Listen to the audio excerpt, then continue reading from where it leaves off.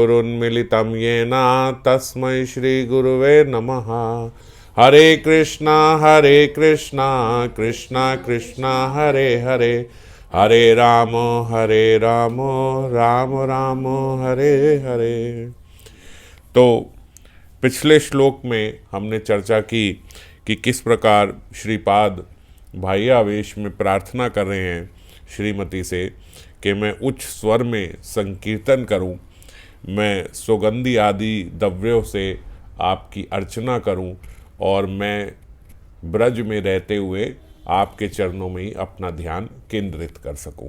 तो जैसे पहले भी बाबा इसमें बताते रहे हैं कि भाइयावेश में भी राधा दास्य की अपूर्व झंकार, यही एक साधक की आगे जाके ऐसी सुंदर अवस्था हो जाती है कि या तो उसके भीतर लीला स्फुरण होता रहेगा और लीला स्फुरण यदि हटेगा तो भाइयावेश में भी उसके भीतर चित्कार निकलेगी, केवल किशोरी जी के चरणों में उसकी मति लगी रहे। इसीलिए या किशोरी जी की सेवा प्राप्ति के लिए या उनका रूप का ध्यान करने के लिए और अत्यधिक उनकी लीलाओं का ध्यान करने के लिए, मगर किसी भी प्रकार से उनका अब जो मन है वो इस जगत में रमण नहीं करता, इस जगत में उसको कोई आनंद नहीं आता। तो पिछली बार जो पिछले श्लोक में श्रीपाद प्रार्थना कर रहे हैं उसी के फल स्वरूप अब श्रीपाद के भीतर ये लीला का भी स्फुरण हुआ। निज प्राणेश्वर्य यद्यपि दयनीय ये यमीति माम, मुहुश्चुंबित्या अलिंगति सुरत माधव्या मद्यति, विचित्राम स्नेहर्दि रचयति तथा अद्भुत गते, स्तवैव श्री राधे पद रस विलासे मम मना। स्तवैव श्री राधे पद रस विलासे मम मना, मेरा मन जो है किशोरी जी वो आपके पद रस विलास में ऐसे ही निविष्ट रहे। हे श्री राधे, इस दासी को अपनी प्राणेश्वरी की दया पात्र या कृपा पात्र जानकर नागर राज कृष्ण स्नेहपूर्वक उसे चूमना, आलिंगित करना, सुरत मद में आनंदित करना चाह रहे हैं। ये उनके भीतर जो लीला का स्फुरन हुआ उसके कारण ऐसा बोल रहे हैं। हे श्री राधे, निज प्राण ऐश्वर्य यद्यपि दयनीय यमिति माम, आपकी दयनीय जानकर, आपकी दया पात्र या आपकी कृपा पात्र जानकर, मुहुश्चुंबित्या अलिंगति सुरत माधव्या मद्यति, मेरे को भगवान कृष्ण जो हैं श्री कृष्ण, ये आपकी दया पात्र जानकर मुझे आलिंगन कर रहे हैं, मुझे चुम्बन कर रहे हैं और सुरत माधव्य मद्यति व विचित्राम स्नेह आदि रच्यति, मुझे सुरत मद में उन्मादित करना चाह रहे हैं। मेरे पास आके मुझे चुम्बन करने का प्रयास कर रहे हैं, आलिंगन करने का प्रयास कर रहे हैं, विचित्र स्नेह संपत्ति प्रदर्शित कर रहे हैं। अपनी जो विचित्र बड़ी अजीब सी अपनी आज जो है स्नेह संपत्ति प्रस्तुत करें। विचित्राम स्नेह आदि रच्यति तथा अद्भुत गते श्री राधे, अद्भुत गति श्री राधा को बोल रहे हैं कि आप अद्भुत गति हो। अद्भुत गति मतलब कि आपकी गति जो है वो अद्भुत है। हर अवस्था में हम देखते हैं, जैसे किशोरी जी जब मान में चली गई तो अद्भुत गति है, किशोरी जी जब प्रेम विलास में हैं तो अद्भुत गति है, किशोरी जी जब इंतज़ार कर रही हैं तो अद्भुत गति है, जब कृष्ण नहीं आए हैं उनके विरह में हैं या उत्कंठित हो रही हैं तो अद्भुत गति हैं। तो इसीलिए ऐसा उनको पुकारा। तथा अद्भुत गति, और आज का जो श्लोक है उसमें भी एक अद्भुत गति है, उसकी हम चर्चा करेंगे। तथापि अद्भुत गति तुम्हारे पद रस विलास में ही मेरा मन निविष्ट रहे। ये सब मुझे नहीं चाहिए, कहने का तात्पर्य कि कृष्ण आ रहे हैं, मुझे आलिंगन कर रहे हैं, चुम्बन कर रहे हैं, ये सब मुझे नहीं चाहिए। मेरा मन केवल आपके चरणों में लगा रहे, ऐसी मेरे पे कृपा करो। बाबा बताते, स्वतः प्राण उदित भाव प्रेरणा ने चित्त में श्री राधा के राधा दास्य की अपूर्व अनुभूति जगा दी है। स्वतः प्राण उदित भाव, स्वतः, ये आप देखो जब साधक की अवस्था श्रेष्ठ हो जाती है, जब साधक के भीतर केवल राधा चरणों के प्रति प्रेम ही रह जाता है, इस जगत के लिए कोई आसक्ति शेष नहीं रह जाती, तो स्वतः प्राण उदित भाव, उसके भीतर जो भाव है वो स्वतः उसके भीतर जगते हैं। उसको जैसे हमें साधक को जो प्रयास करना पड़ रहा है कि मैं किशोरी जी का स्मरण कर पाऊँ, उनके चरणों का स्मरण कर पाऊँ, उनसे प्रीति कर पाऊँ। अभी तो अवस्था ऐसी है कि हमारी प्रीति भी नहीं है। वो उस अवस्था में, फिर जब श्रेष्ठ अवस्था में ये हमारे लिए नेचुरल हो जाता है। तो स्वतः प्राण उदित भाव प्रेरणा ने चित्त में श्री राधा के दास्य रस की अपूर्व अनुभूति जगा दी है। उनके भीतर श्रीपाद के हृदय में श्री राधा रानी के प्रति जो दास्य भाव है उसकी एक अपूर्व अनुभूति जगा दी है। और आज इस श्लोक के माध्यम से हमें और भी जो मंजरी की क्या भाव निष्ठा होती है, मंजरी की किशोरी जी के प्रति क्या भाव है, मंजरी का राधा रानी और कृष्ण के प्रति क्या भाव है, और उन दोनों के प्रति किस प्रकार उसका सेवा का भाव है, ये सब भी आज उनके इस प्रार्थना से, इस श्लोक से हम लोगों को स्पष्ट पता लगेगा। जगत का सभी कुछ दुखदायक है, तभी भक्त कंठ की आकुल प्रार्थना है। इस जगत में तो हमने पहले भी चर्चा करी थी कि जो हम सुख की कल्पना भी कर रहे हैं, जिसको हम सुख भी देख रहे हैं, उसका भी एक अंडरलाइनिंग दुख ही है। दुख के बेस पे ही ये जगत बना हुआ है। जैसे हम बोलते हैं ना एक प्लेटफॉर्म है, तो वो प्लेटफॉर्म इस जगत का दुख ही है। जब हम अलग होके ही आए हैं, एक मशीन का पार्ट अपनी मशीन से अलग हो गया तो वो ठीक से सुचारू रूप से कार्य कर ही नहीं सकता। तो जब तक वो जुड़ नहीं जाएगा वापस, तो हम भी ऐसे ही भगवान के विभिन्न अंश हैं, अभी विभिन्न हुए हुए हैं, अलग हुए हुए हैं, भगवान के अंश हैं। तो जब तक अंश अंशी से मिल नहीं जाएगा, जब तक हमारा जो वास्तविक स्वरूप है उसमें हम प्रवेश कर नहीं जाएंगे, तो कैसे हम सुखी रह सकते हैं। तो हमारा जो प्लेटफॉर्म है इस जगत का, वही दुख का है। आप जितना भी इसमें सुख को भुनने की कोशिश करो, सुख बनाने की कोशिश करो, पर अल्टीमेटली ये एक ऐसा प्लेटफॉर्म है कि जैसे मान लीजिए आप किसी एक चिकनी मिट्टी के ऊपर अपना पहाड़ बनाने की कोशिश कर रहे हो या अपना मकान बनाने की कोशिश कर रहे हो, थोड़ी देर में वो चिकनी मिट्टी सारी अलग हो जाएगी। आपने बड़ा प्रयास करके, बड़े अथक प्रयास के साथ पानी मिला के ये सब करके वो करके जमा भी लिया, तो भी क्योंकि चिकनी मिट्टी है तो वो चली जाएगी। और भी अगर मान लीजिए कुछ कसर आपने वो भी पूरी कर दी कि नहीं गिर रहा, तो एक समुद्र की लहर आएगी और उससे सब विनष्ट हो जाएगा। समुद्र की लहर मानो यहाँ पे मृत्यु है।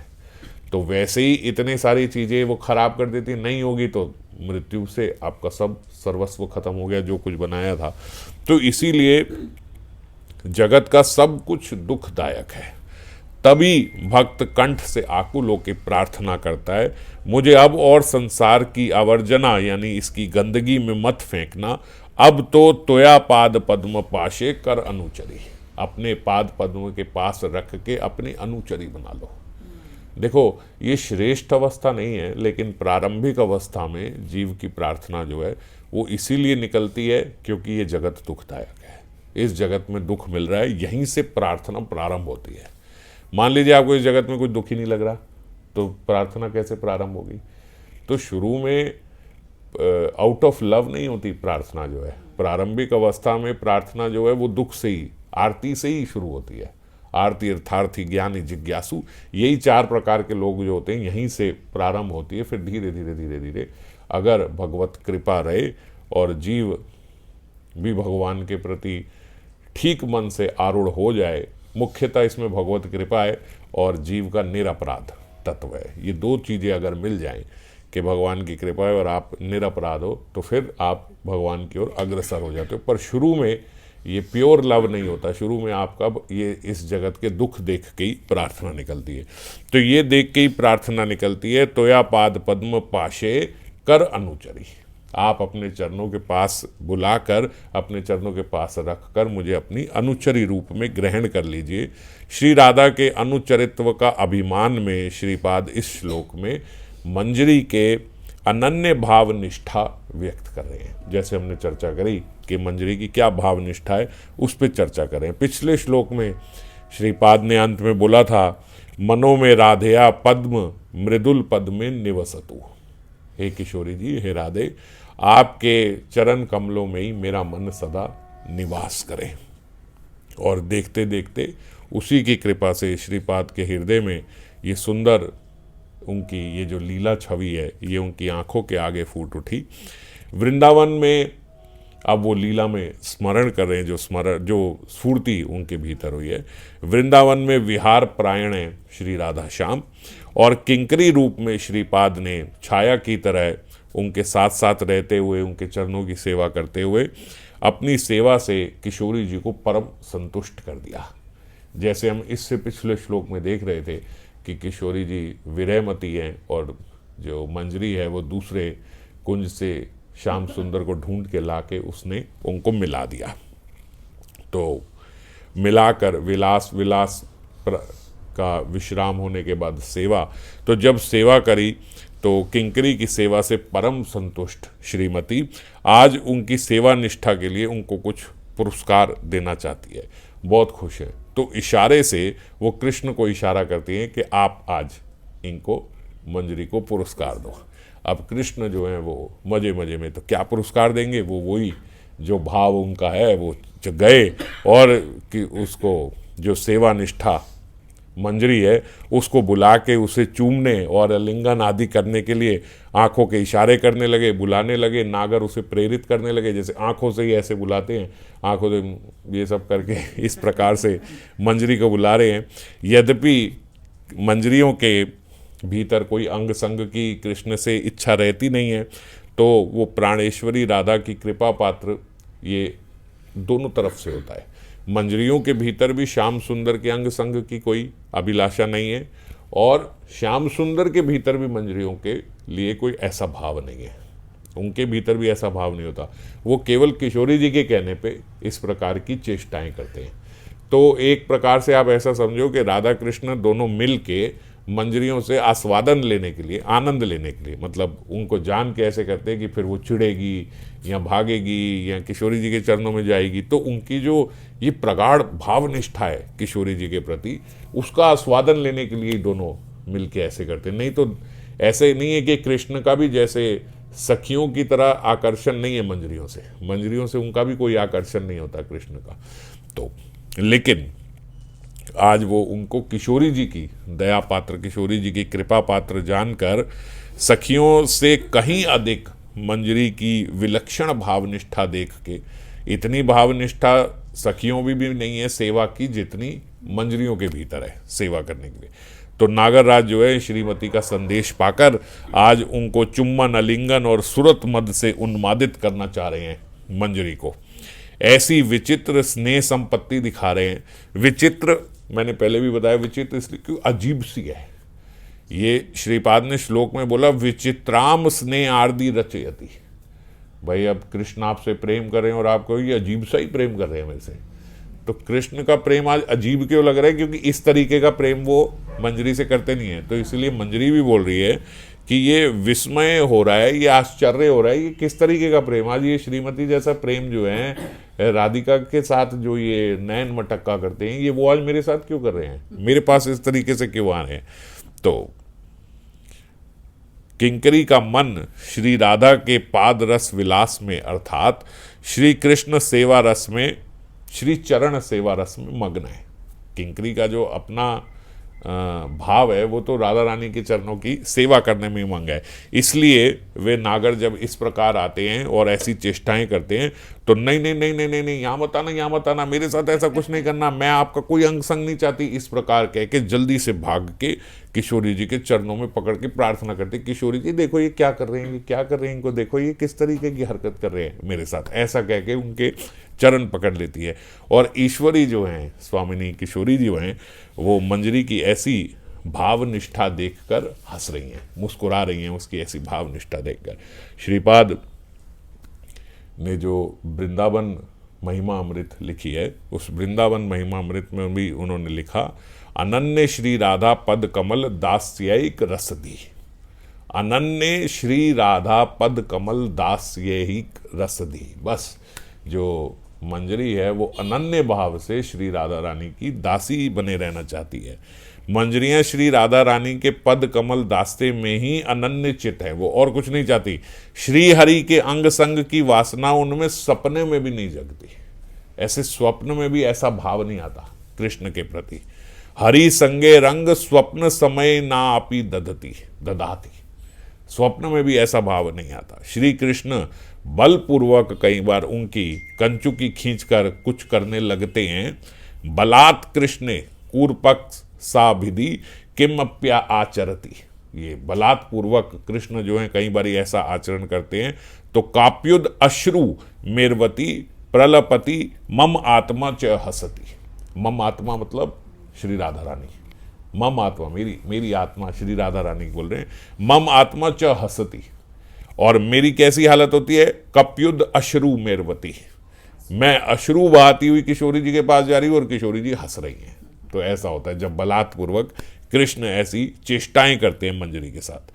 मंजरी जो है बाबा बोलते वो नाम की भी मंजरी है और स्वभाव की भी मंजरी है।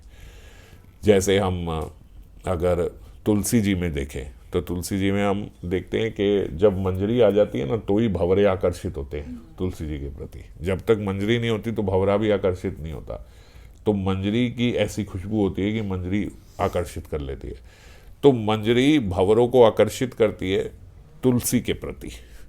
और जब हम देखेंगे कि अगर जैसे पौधा सूख रहा है या कुछ हो रहा है तो मंजरियां भी एकदम सबसे पहले मंजरी सूख जाती है। और जब पौधा खिल रहा है एकदम अच्छे उसमें जा रहा है तो हम देखते हैं उस समय बहुत सारी मंजरियां आती हैं। यद्यपि मंजरियां ही उसको आकर्षित करती हैं भंवरे को, पर आप ये देखो जब पौधा खिलता है तो उसमें मंजरियां प्रस्फुटित होने लगती हैं। तो जब मंजरियां आ जाती है तो ऐसे लगता है कि हाँ अब फल फूल रहा है ये पौधा जो है। और जब मुरझाने लगता है तो सबसे पहले मंजरियां नीचे हो जाती हैं। तो इसी प्रकार से बाबा बोलते हैं ये जो मंजरी है किशोरी जी की जो मंजरी है ये नाम से भी मंजरी है, स्वभाव से भी मंजरी है। इनका स्वभाव भी यही है, ये कृष्ण रूपी भंवरे को मधुसूदन को किशोरी जी के प्रति आकर्षित करती है। किशोरी जी की ऐसी वेश रचना करेंगी, ऐसा सजाएंगी कि श्याम सुंदर का आकर्षण किशोरी जी के प्रति हो जाए और अपने लिए कुछ नहीं। और इनको बदले में किशोरी जी से भी शतगुणा ज्यादा आनंद मिलता है। किशोरी जी की कृपा से, इनके अपने सेवा के कारण किशोरी जी की कृपा से इन्हें शतगुणा स्वादन मिल रहा है। शतगुण विरह का स्वादन भी, शतगुण मिलन का स्वादन भी। जब विरहवती हुई तो जब हम देखते हैं जैसे मैंने बोला मुरझाने लगी तो सबसे पहले मंजरी मुरझा गई। और जब उत्कंठित हुई, जब प्रसन्न हुई, जब मान लीजिए बस इतनी प्रसन्नता किशोरी जी के भीतर आई कि वो श्याम सुंदर का निकुंज में वासक सज्जिका होके इंतजार कर रही थी और उन्हें दिख गया कि श्याम सुंदर आ रहे हैं, या आहट आ गई, या उनकी वेणु की आवाज आ गई, या उनके नूपुर की ध्वनि आ गई। तो जैसे ही किशोरी जी को पता लगा कि श्याम सुंदर आ रहे हैं, उनके भीतर उल्लास हुआ, प्रसन्नता हुई। वो प्रसन्नता जो उनके भीतर हुई किशोरी जी के भीतर, उससे 100 गुना ज्यादा मंजरी के भीतर प्रसन्नता हुई। तो उस प्रसन्नता से मंजरी नृत्य कर रही है, नाच रही है, वो जोर जोर से नाचना शुरू हो जाती है, खुश होना शुरू होती है, ऐसे हंसते हंसते सारी तेज तेज नाचती है, अश्रु बह रहे हैं आंखों से। अब उस समय समझ नहीं आ रहा क्योंकि 100 गुना ज्यादा आनंद आ गया राधा रानी से। राधा रानी को कितना आनंद होगा कि कृष्ण आ गए, हम कल्पना भी नहीं कर सकते। और उससे भी शतगुण ज्यादा आनंद मंजरी के भीतर। तो इधर जैसे ही उनको पता लगा वो आ रहे हैं, उनके भीतर जो हर्ष हुआ, और बाहर देखे तो मंजरी हर्ष से वहां तो एक महोत्सव चल गया, वहां नृत्य करने लग गई, नाचने लग गई, गाने लग गई, अश्रु बहने लग गए। क्या हो रहा है, कृष्ण आ रहे हैं। इस जगत में है ही क्या, इस जगत में कुछ नहीं। हम वेट कर रहे हैं, वो आ रहा है, ठीक है ठीक है, आ रहा है। तो हम थोड़ा सोच लेते हैं कि थोड़ा एटीट्यूड दिखाएंगे या क्या करेंगे, कैसे बात करेंगे, ये कहेंगे, सब आर्टिफिशियल प्लान करना पड़ता है। नेचुरल तो कोई भाव है ही नहीं। सोचना पड़ रहा है कि मुझे गुस्सा दिखाना है, कि ठीक से बात करनी है, कि ये करना है, कि वो कुछ नहीं है। वहां यही रस, इसीलिए बोलते वहां रसोत्सव है। हर समय रस का उत्सव हो रहा है। उत्सव यहाँ बहुत बड़ी चीज होती है। यहाँ कोई उत्सव हो जाए, विवाह उत्सव हो गया, जन्मदिन का उत्सव हो गया, ऐसे तो रोज उत्सव नहीं हो रहा ना, वहां हर क्षण उत्सव हो रहा है, इसीलिए रसोत्सव। तो मंजरी नाम से भी मंजरी और स्वभाव से भी मंजरी। माधव महोत्सव में बाबा बता रहे, लिखा है, जिन्होंने श्री कृष्ण आलिंगन स्वाद वांछा को, कृष्णालिंगन स्वाद वांछा बहुत बड़ी वांछा है, कृष्ण साक्षात आके मुझे आलिंगन करें, मगर कृष्ण आलिंगन स्वाद वांछा से भी जिसने विरक्ति रूपी व्रत ले लिया है, कृष्ण से भी कोई आलिंगन नहीं चाहिए, हमें कुछ नहीं चाहिए, ऐसा विरक्ति रूपी व्रत ले लिया है। और जो श्री राधा के सुख में ही एकमात्र तृष्णशीला हैं, अर्थात जो कृष्ण के साथ राधा जी का मिलन संपादन रूपी राधा का सुख उनको दिलाना चाहती हैं, बस कि किशोरी जी श्याम सुंदर से मिल जाए, हमें नहीं मिलना, ये सब नहीं करना। उन्हीं कस्तूरी आदि सखी मंजरियों को व्रत का फल प्राप्त होता है। जिसने जितना कठोर व्रत रखा है उसको उतना ज़्यादा इनाम भी मिलेगा, जितनी कठोरता से उन्होंने व्रत रखा है। तो इन्होंने कितना कठोर व्रत रखा है कि ये सारी दुनिया जो है ये कृष्ण से आकर्षित है, ये कृष्ण पूरी दुनिया को आकर्षित किए रहे हैं और हर कोई चाहता है कि उनका एक बार आलिंगन मिल जाए, और इन्होंने उन्हीं के आलिंगन स्वाद से व्रत ले लिया। तो जो इन्होंने, हालांकि ये एक अलग एंगल से रसों की अलग अलग दृष्टि होती है, तो एक अलग रस दृष्टि से ऐसा मान रहे हैं कि इन्होंने ऐसा कठोर व्रत लिया है, पर उनके लिए कठोर थोड़ी है। अब वैष्णव जन जो हैं वो मांस ये सब मछली वाला ये सब कोई खराब खाना नहीं खाते। तो जो मांस वास नहीं खा रहे हैं, अंडा वंडा ये सब नहीं खा रहे हैं, तो अब इस जगत के लोगों से पूछो, वो कहेंगे इन्होंने बड़ा कठोर व्रत लिया, ये तो बिल्कुल मांस और मदिरा ये सब पान नहीं करते। हमसे पूछो तो हम कर नहीं सकते, हमें तो हमारे सामने कोई बैठ के कर रहा हो तो महाराज उल्टी हो जाएगी, इतना खराब लगेगा, खराब लगता है ये देख के, असुर लगते हैं एकदम देख के। तो अब कोई बाहर से बोले इन्होंने बड़ा कठोर व्रत लिया है, इसके बदले इन्हें बड़ा इनाम मिलना चाहिए, कठोर आपके लिए कठोर है, हमारे लिए तो कठोर नहीं। तो ऐसे ही मंजरियों के लिए एक अलग रस दृष्टि से बोला जा रहा है कि इन्होंने इतना बड़ा व्रत लिया कि इन्होंने कृष्ण आलिंगन स्वाद से भी व्रत, विरक्ति रूपी व्रत ले लिया। पर उनके लिए ये कोई व्रत थोड़े, क्योंकि उन्हें उससे ज्यादा आनंद किशोरी जी का मिलन करा के मिल रहा है। तो एक अलग रस दृष्टि से कह रहे हैं, तो उस व्रत का इन्हें फिर फल भी मिलता है। क्या फल मिलता है? श्री राधा कृष्ण की रहस्यमयी सेवा, जो हमने अभी एक दो श्लोक पहले देखे थे कि जैसे उनके केश अटक गए थे तो वो विलास के बीच में ही मंजरी कुंज में प्रवेश कर जाती है। तो ऐसी जो रहस्यमयी सेवा है, ये सेवा केवल मंजरियों को ही प्राप्त है। वह सेवा प्राप्ति श्री कृष्ण आलिंगन स्वाद वांछा से विरक्त रूपी व्रत का चरम फल है। ये उसका चरम फल है, इन्होंने जो व्रत लिया है। सिद्धस्य लक्षणम यत स्यात् साधनम साधक स्यत तत्। जो सिद्धों के लक्षण हैं, साधक का वही साधना है। जो इनके लिए नेचुरल है, जो सिद्धों के लिए नेचुरल है, हमारी वो साधना है। इस पे हम कितनी बार ये चर्चा करते हैं कि हमें देखो हर चीज में हमें आज इन लीलाओं को अपने स्मरण में लाना है, अपने हृदय पटल में लाना है। हमें प्रयास करना है कि हम इनका स्मरण कर पाए। और सिद्धों के लिए यही नेचुरल है, उनके भीतर ये स्फूर्ति उदय हो रही है, उनके भीतर ये आ रहा है, उन्हें ये करना नहीं है और हमें स्मरण करना है। तो जो हमें साधना आज करनी है, कल वही हमारे लिए स्वाभाविक हो जाएगी। आज जो हम करने का प्रयास करें वही हमारा स्वभाव बन जाएगा। सिद्धस्य लक्षणम यत स्यात् साधनम साधक स्यत तत्। साधक को वही साधना करनी है जो सिद्ध के लक्षण है। तो मंजरी भाव का साधन काल में ही श्री युगल सेवा एकमात्र काम में। आज हमें हमारी ये कामना है, हमारी ये इच्छा है, हमारा ये स्मरण है, हमारी ये साधना है, हमारी ये अर्चना है जो हम सुबह करते हैं, हमारी योग पीठी है, गायत्री है, सब में हम श्री युगल सेवा करने का प्रयास कर रहे हैं। और यही युगल सेवा उनका लिए मंजरी स्वरूप में स्वाभाविक हो गई। हम भजन भी यही गा रहे हैं, राधा कृष्ण प्राण मोरे युगल किशोरा, कालिंदिर कूले केली कदम बेर वन रतन बेदीरे ऊपर पाशिवो दुई जन श्याम गोरी अंगे दीवो चंदनेर गंध चामर दुलावे कवे हेरीवो मुख चंद्र। चामर दुलावे कवे, जो हम उस दिन पंखा झरने की बात कर रहे थे सेवा की, चामर दुलावे कवि हेरीवो मुख चंद्र। उनका मुख चंद्र देखने को मिलेगा, इस करके सबसे उत्तम सेवा चामर की सेवा है।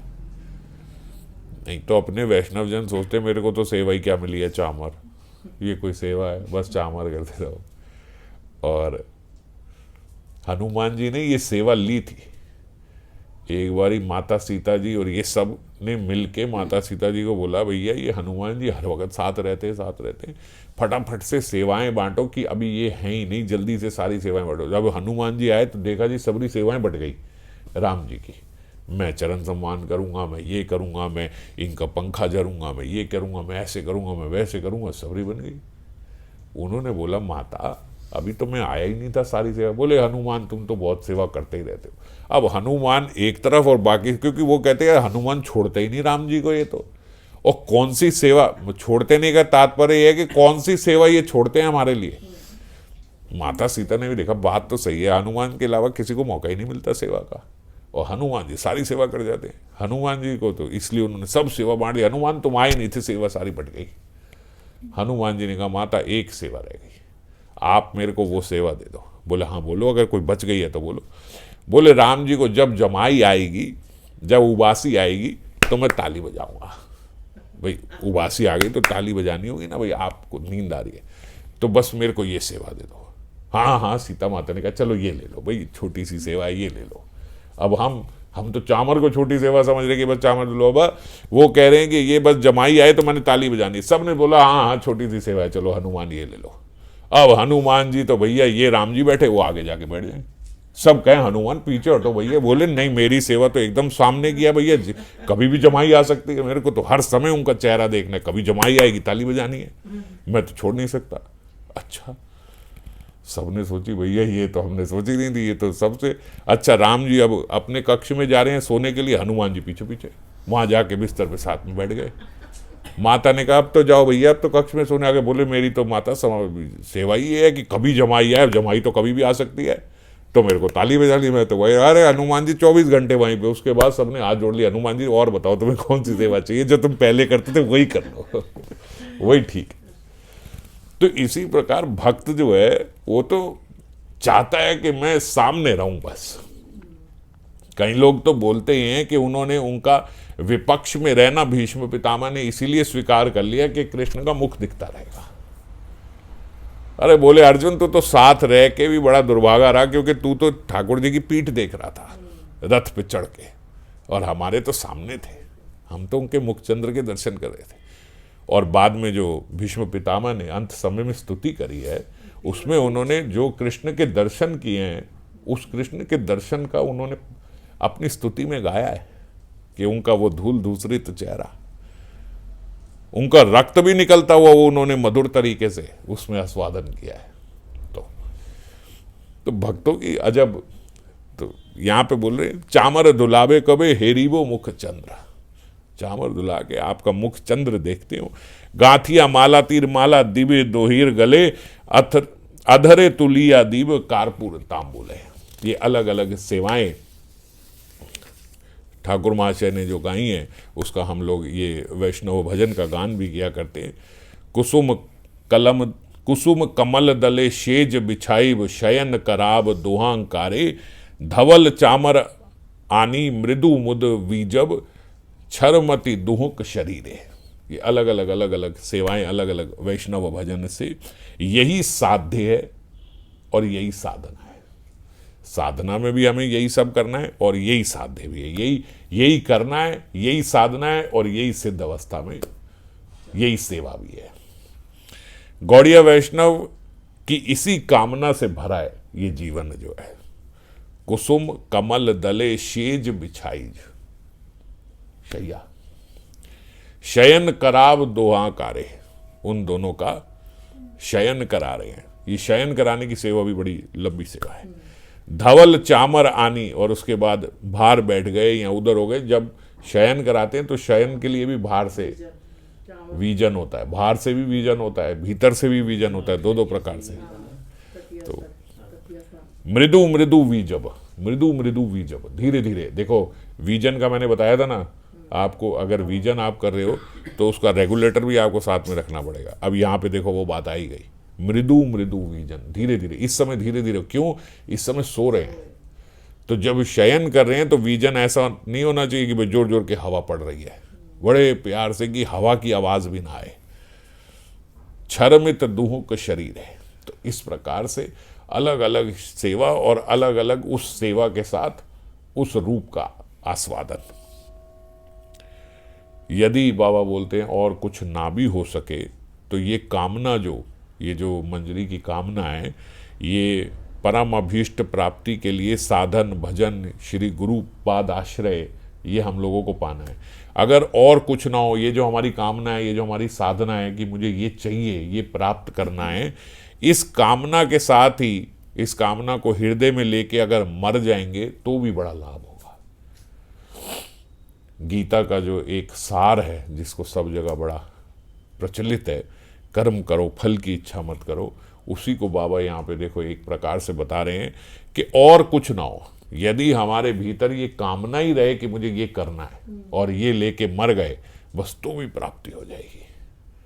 तो भी अगला जो जन्म मिलेगा, जो शेष प्रारब्ध रह गए हैं, उसमें जो मिलेगा वो इसी जगह पे मिलेगा जहां आप इस कामना की पूर्ति कर सको। जो जो इच्छा लेके जाओगे वो वही आएगा।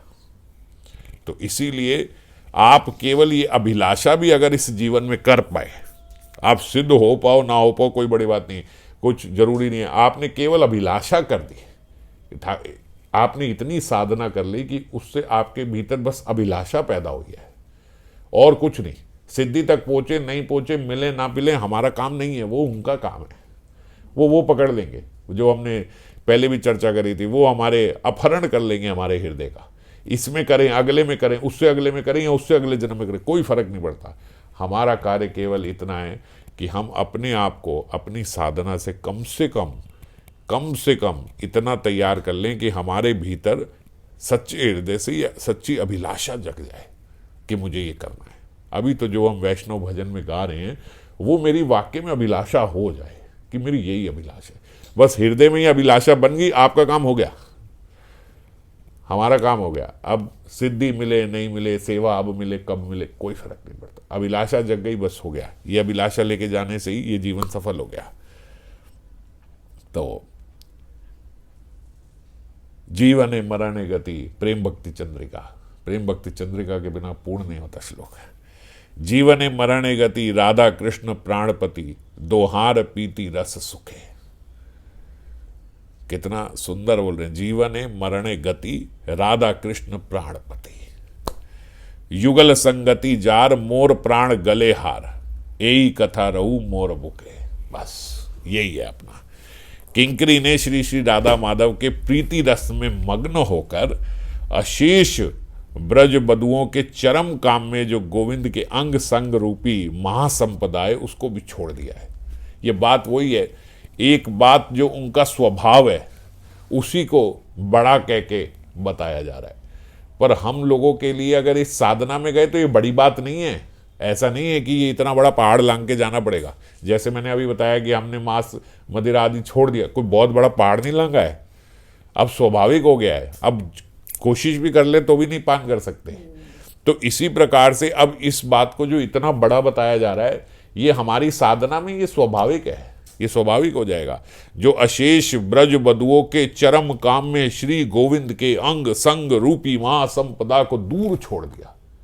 अरे भैया, हमें ये कोई महासंपदा लगी नहीं रही, इससे बड़ी संपदा हमारे पास है। श्री राधा रानी के चरणों की सेवा मिल रही है, श्री राधा रानी का इतना लाड मिल रहा है, श्री राधा रानी का इतना वात्सल्य मिल रहा है। तो युगल सेवा के लिए माला बनाने की कुसुम चयन कर रही थी मंजरी, माला बनाने के लिए कुसुम चयन कर रही थी। हे शोभांगिनी, कृष्ण आ गए, इस कुंज में कुछ समय मेरे साथ बिताओ और अपना जीवन सफल कर लो। ये अलग अलग प्रकार से मंजरियों को आस्वादन देने का प्रयास करते हैं श्याम सुंदर, और बोलते जो मंजरी है वो भी अपना स्त्री सुलभ वाम चातुर्य आदि छोड़कर, बड़ी लंबी विवेचना हो सकती है इस पे, इस श्लोक पे भी छोटा सा ही होगा। स्त्री सुलभ, जो स्त्री के लिए बड़ा आसान है, जो स्त्री के लिए स्वाभाविक है, क्या? वाम्य चतुर आदि भाव, वाम्य भाव, चतुर आदि भाव। अब वाम्य भाव में भी बड़ी लंबी परिभाषा है। किस प्रकार का वाम्य भाव? अगर कृष्ण उनके पास खुद आ रहे हैं कि अपना जीवन सफल कर लो, तो स्त्री सुलभ वाम्य चतुर आदि भाव। स्त्री सुलभ मतलब जो स्त्रियों के लिए स्वाभाविक है। जैसे ही कोई सामने से आएगा तो चाहे हमारे भीतर अभिलाषा भी हो, तब भी हम थोड़े एटीट्यूड में रहेंगी, क्योंकि अभी वो आया है हमारे पास मांगने के लिए। या फिर अगर हमें नहीं चाहिए तो हम गुस्सा दिखाएंगे, भाई हमें वो नहीं चाहिए, जैसे मान लीजिए अगर मंजरियों को नहीं चाहिए कृष्ण, तो नहीं चाहिए तो भी उल्टा बोलेंगे, टॉन्ट मारेंगे, वाम्य भाव में रहेंगे, कटाक्ष मारेंगे, क्योंकि हमें चाहिए नहीं। और कई बार तो हमें चाहिए तो भी इस प्रकार से और इतनी डिग्री का कटाक्ष मारेंगे कि उससे उनका आकर्षण बढ़ेगी।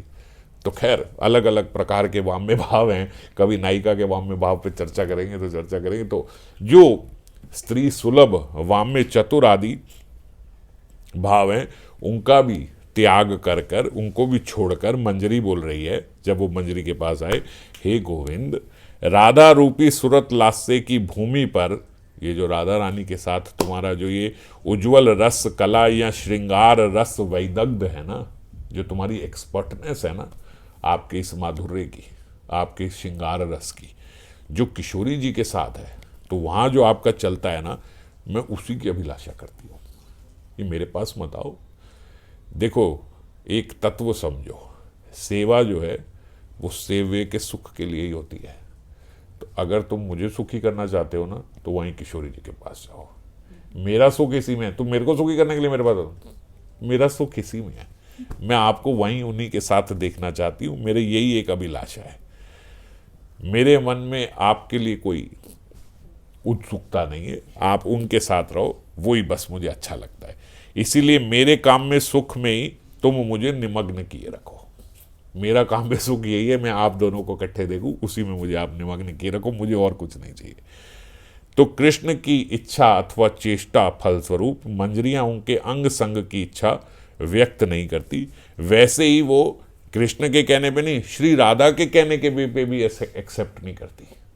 मान लो हम यहाँ ये कह रहे हैं कि भैया श्याम सुंदर आके उनको अप्रोच कर रहे हैं, उनको बुला रहे हैं, इसीलिए वो मना कर रही है, नहीं, श्री राधा रानी की चेष्टा भी उन्हें इस कार्य में प्रवर्तित नहीं कर सकती है। राधा रानी भी अगर चेष्टा करे तो भी प्रवर्तित नहीं होंगी वो। एक इंस्टेंस है कि मणि मंजरी को एक बार किशोरी जी ने अपनी सखियों के साथ भेजा और उन्हें बोला कि इसको अलग अलग से प्रलोभन देके इसका कृष्ण के साथ अभिसार कराना, कृष्ण के साथ इसका मिलन कराना। और सखी ने किशोरी जी के कहने पे बड़ा प्रयास किया। राधा रानी ने कहा जब मैं साथ हूँ तब तो नहीं करेगी, मेरे बिना अलग से ले जाके इनका अभिसार कराओ, सब कुछ करो।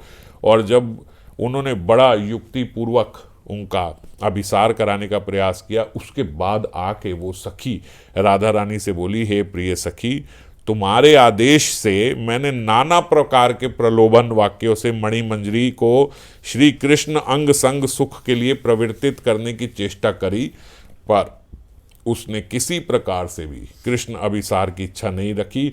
अतएव मैं ये समझ गई कि भैया इनका चित्त अति विशुद्ध है, ये उस चक्कर में फंसने वाली है ही नहीं। आप जो मर्जी कर लो, इनके चित्त में है ही नहीं उनके प्रति कुछ। तो इसको इसीलिए मंजरी का जो भाव है उसके लिए बोलते हैं कि मंजरी का मन रूपी भृंग जो है वो राधा रूपी चरण कमल में ही लगा हुआ है, निमग्न है, वो और कहीं नहीं जाएगा। और दूसरे प्रकार से बाबा बोले, अगर इस श्लोक को दूसरे प्रकार से समझने का प्रयास करें तो अभिसारिकाएं श्री राधा रानी, और राधा रानी चलते चलते चलते चलते थक गई। अचानक से ऐसा हो गया कि पैर एकदम जड़ हो गए, एकदम चल ही नहीं रहे हैं। और बहुत दूर चलने से सुकुमारी के श्री चरण ऐसे विवश हो गए कि उनमें कोई योग्यता ही नहीं रही आगे बढ़ने की। श्रीमती के मन की बात समझकर किंकरी ने उनके चरण इस प्रकार दबाए, उस समय ऐसी सेवा करी कि उनकी सारी विवशता दूर हो गई। थोड़ी देर में जैसे ही उनके चरण दबाए, ऐसी उनकी विवशता दूर हो गई। श्री चरणों में जिसमें लीला की अब योग्यता ही नहीं थी, उसमें वापस से योग्यता आ गई, सब सुचारू एकदम, ऐसे जैसे अब कोई दर्द है ही नहीं, ऐसे उनके चरण दबाए उन्होंने।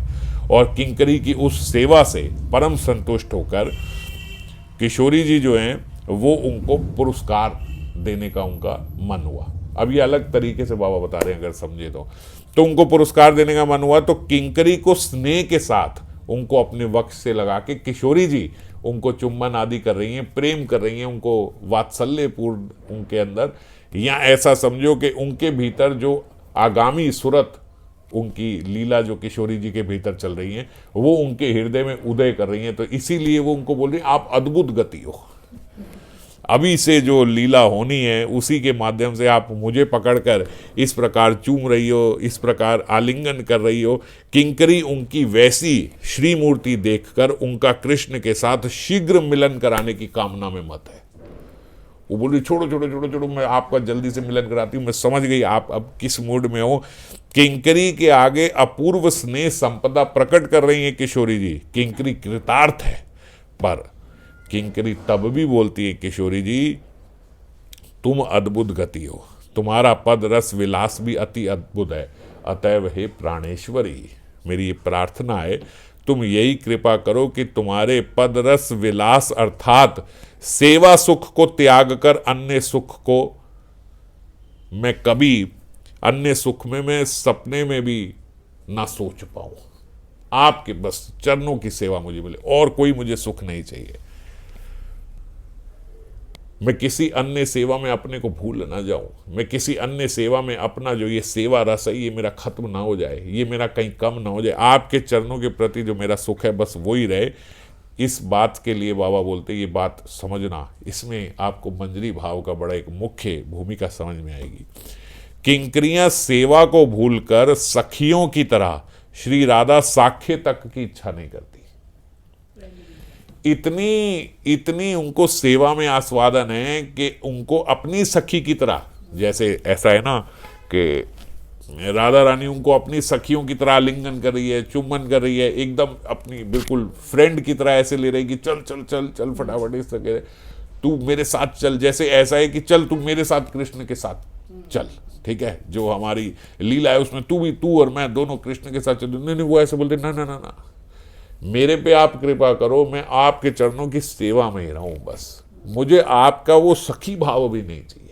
हालांकि है सखी, सखियों से भी प्रिय सखी है, प्रिय नर्म सखी हैं ललिता इत्यादि सखी, उनसे भी प्राण प्रिय सखी है, क्योंकि ये उनकी इंट्रिंसिक लीलाओं में भी साथ है तो है, मगर सखी होते हुए भी दासी भाव। इसलिए वो बोल रही है आपका मेरे पे ऐसी कृपा करो कि मैं आपका राधा साख्य तक की इच्छा ना करो, मुझे सेवा में परम आनंद है। इसको देखो, वो बोलते हैं साख्यायते मम नमोस्तु नमोस्तु नमोस्तु नित्य दास्याय में तम रसो अस्तु सत्यम। आपके साख्य को नमस्कार है, नमस्कार है। आपके दास्य में जो रस मिल रहा है बस वही सत्य है, मुझे वही चाहिए और कुछ नहीं चाहिए। तुम्हारे साख्य को प्रणाम करती हूँ, साख्य मेरे सिर पर है, तुम्हारे दास्य की प्राप्ति के लिए मैं ललायित हूं। मुख्य रूप से मुझे आपकी दासी बनना है। और भक्ति का अर्थ ही बाबा बोलते सेवा है, भक्ति का एक अर्थ सेवा ही है। जो लोग प्रेमिक हैं उनका जीवन सर्वस्वी है अभिष्ट की सेवा, अभिष्ट की सेवा, बस सेवा में लगे रहे हम। रूप गोस्वामी पाद ने भी कहा है हे कृष्ण हे राधे, उन्होंने ये दोनों से प्रार्थना करी है, युगल प्रार्थना करी है। हे कृष्ण हे राधे, तुम दोनों के चरणों में सेवा के अतिरिक्त में कुछ और प्रार्थना नहीं करता। मेरी बस एक ही प्रार्थना है कि आप दोनों की सेवा मिल जाए। रूप गोस्वामी प्रार्थना करें, तुम मुझ पर प्रसन्न होकर मेरा ये मनोरथ पूर्ण कर दो कि मैं सदा आप दोनों की चरणों में सेवा रहोगे। देखो कैसे बोलते हैं, हे अनाथ जन वत्सल श्री कृष्ण, हे अनाथ जन वत्सल श्री कृष्ण, हे अनाथ जन पालिके श्री राधे, अपना साक्षात दास्य देकर मुझे धन्य करो।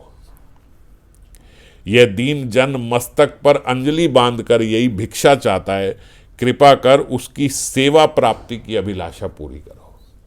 ये इसीलिए बाबा ने यहाँ पे ये श्लोक लिया कि देखो रूप गोस्वामी भी किस प्रकार कह रहे हैं, मुझे आपकी दासी बनना है, आपकी सेवा अभिलाषा जो मेरी है, मेरी वो सेवा अभिलाषा की जो अभिलाषा है वो पूरी करो, जो मैं सेवा आपके लिए आपकी चाहती हूँ वो पूरी कर दो। शील सरस्वती पाद श्रीपाद ने भी श्री राधा की अतुल्य स्नेह संपद पाकर सेवा पक्ष को ना भूलते हुए बोला, तवैव श्री राधे पद रस विलासे मम मना, इस श्लोक में। इसीलिए हे किशोरी जी, आपके चरणों में जो सेवा रस मिल रहा है मुझे वही प्राप्त करना है, मैं उसी की अभिलाषा करता हूँ और आप कृपया मुझे वही प्रदान कीजिए। तो इससे हमें मंजरी का जो भाव है राधा रानी के प्रति और कृष्ण के प्रति उनका क्या भाव है उसका संपूर्ण रूप से हमें पता चलता है। जय राधे।